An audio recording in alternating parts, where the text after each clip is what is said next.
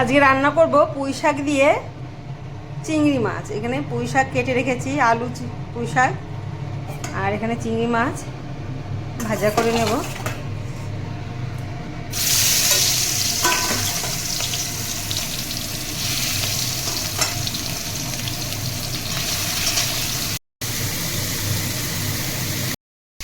আমার চিংড়ি মাছ ভাজা হয়ে গেছে, এবার নামিয়ে নেব। আলুগুলো প্রায় ভাজা হয়ে গেছে। এই সময় আমি এই পুঁই শাক ডাঁটাগুলো দিয়ে সঙ্গে ভেজে নেব। আলু পুঁই শাকের ডাঁটাগুলো ভালো করে ভেজে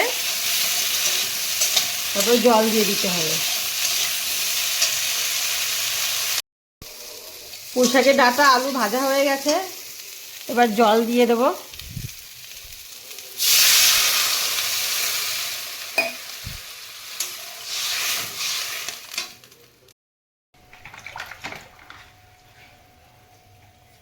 কাঁচা লঙ্কা চিড়ে রেখেছি, সেগুলো দিয়ে দেব।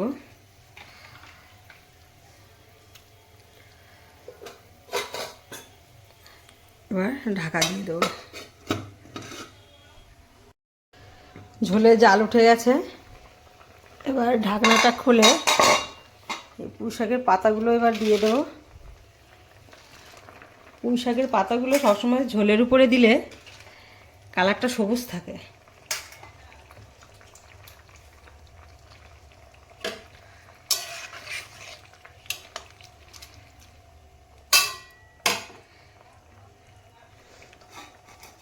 আবার একটু ঢাকা দিয়ে দেবো। ঢাকনা খুলে দেব। এবার এই ভাজা চিংড়ি মাছগুলো দিয়ে দেব।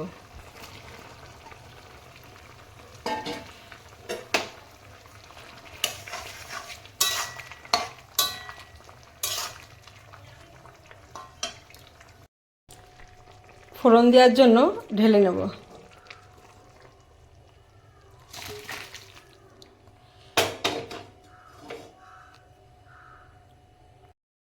তেল গরম হয়ে গেছে, এবার তেজপাতা আর জিরে ফোড়নে দিয়ে দেব।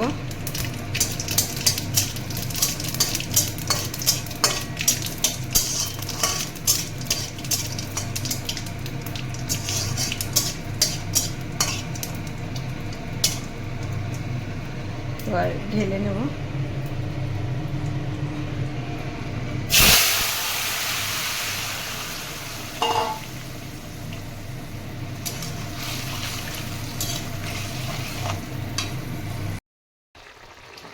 একটু ভাজা জিরের গুঁড়ি ছড়িয়ে দেবো লাস্টে,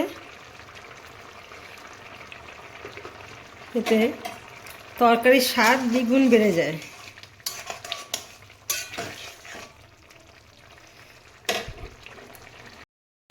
হয়ে গেছে আমার চিংড়ি মাছ দিয়ে পুঁই শাকের তরকারি, এবার নামিয়ে নেব।